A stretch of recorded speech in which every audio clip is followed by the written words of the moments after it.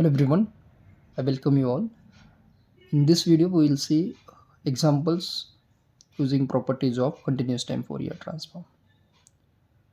So in previous videos, we have seen properties of Fourier transform like linearity, time shifting, time scaling, time reversal, and so many other properties we have seen.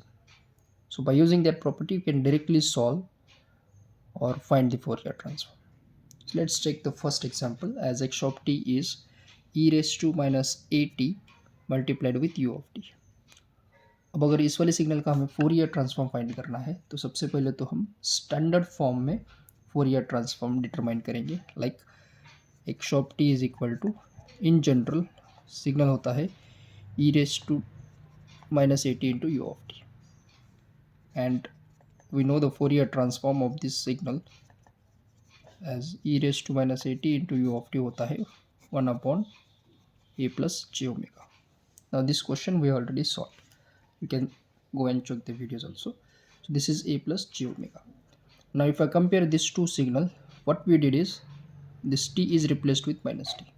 That means our signal is time reversed.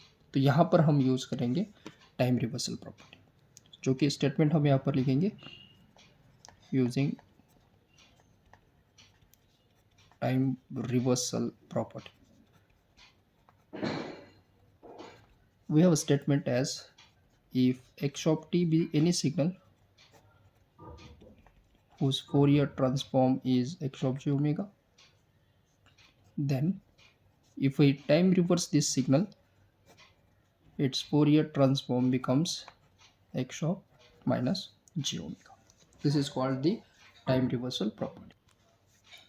So what we did, original signal का जो Fourier transform है उसको हमने जहाँ पर plus j omega है उसको replace किया है माइनस जे ओमेगा से. सिमिलरली अब यहाँ पर अगर हम देखेंगे ये ओरिजिनल सिग्नल है, इसका फोरियर ट्रांसफॉर्म है ए प्लस जे ओमेगा और इस वाले का हमें फाइंड करना है फोरियर ट्रांसफॉर्म. तो रिप्लेस क्या करेंगे, plus j omega will be replaced by minus j omega. So based on that will write answer directly as Fourier transform into u of minus t will be 1 upon constant as it is plus j omega becomes minus j omega. So this will be answer of our first question using time reversal property. I hope you are getting it. Let us check second property or second example also. Let's take the second example. X of t is e raised to minus 0.5 t multiplied with u of t. इस वाले का अब हम find out करेंगे. Again if you see this particular signal it is given in the form of e raise to minus eighty into u of t. फिर a का value कुछ 0.5 दिया है. तो सबसे पहले तो हम इस वाले सिग्नल का अगेन लिखेंगे Fourier transform as Fourier transform will be 1 upon a plus j omega. This is the standard format. Now in case of this, if I replace a with 1, so we can write Fourier transform e raised to minus t into u of t, that is a is equal to 1. तो ये हो जाएगा 1 upon 1 plus j omega. You will assume a as 1. Okay, अब देखिए हमने यहाँ पर multiply किया है 0.5 से, यानी कि जो टाइम पीरियड है उसको स्केल किया है 0.5 से. अब अगर टाइम पीरियड को मल्टीप्लाई किया है या फिर स्केल किया है तो हम यूज़ करेंगे टाइम स्केलिंग प्रॉपर्टी. तो इसके बिहाफ पे हम यूज़ करेंगे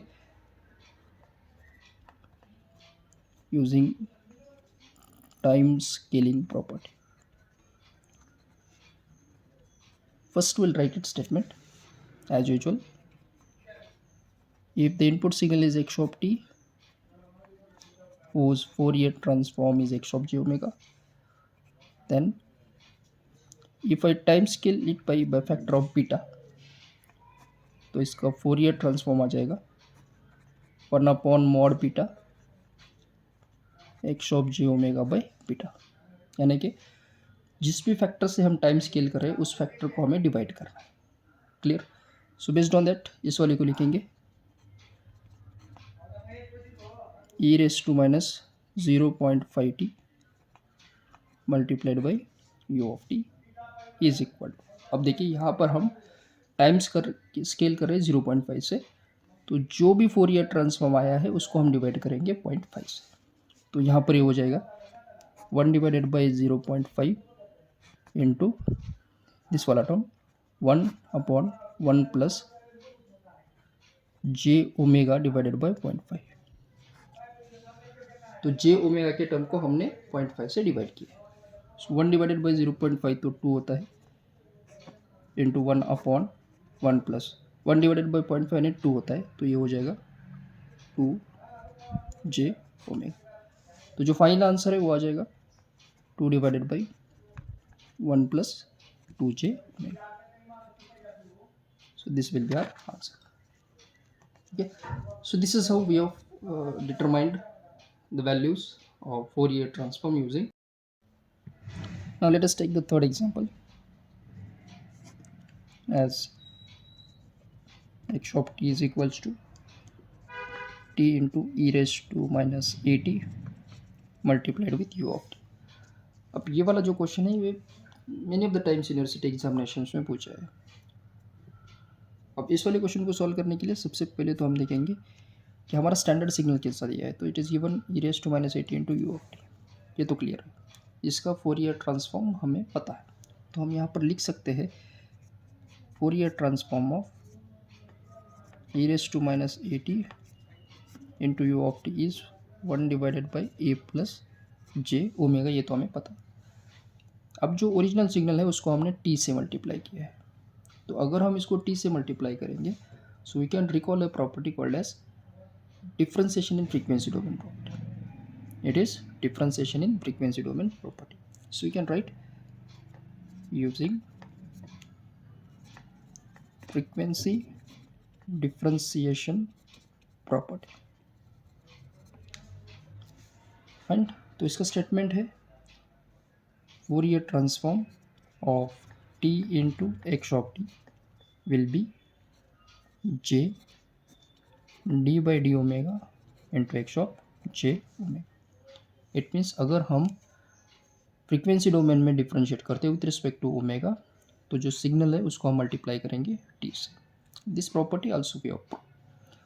तो इसको अगर हम कंपेयर करेंगे तो हमें करना क्या है, इस वाले ओरिजिनल सिग्नल को टी से मल्टीप्लाई करेंगे, तो ये हो जाएगा Fourier transform of t e raise to minus 80 multiplied by u of t will be equal to j as it is, differentiation term as it is, into x of j omega क्या है अब 1 a plus j omega. तो इस वाले term को हम differentiate करेंगे with respect to omega. तो यहाँ पर हम यूज़ कर सकते हैं u बाई वी का rule. u divided by v rule अगर हम यूज़ करेंगे तो हम इसको डिफ्रेंशिएट कर सकते हैं। So let's go for it. Formula u by v rule होता है v into u dash minus u into v dash divided by v square, where dash is nothing but differentiation होता है।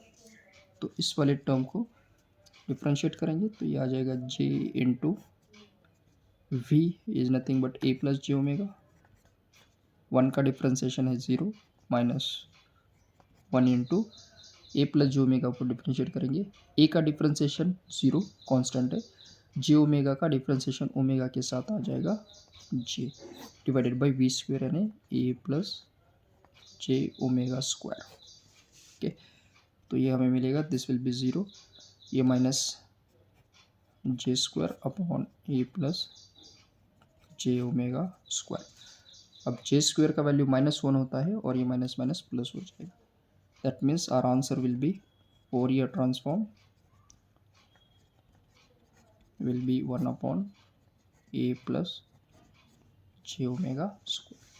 So this will be answer of our given signal. यहाँ पर हम लिखेंगे j square is equal to होता है -1.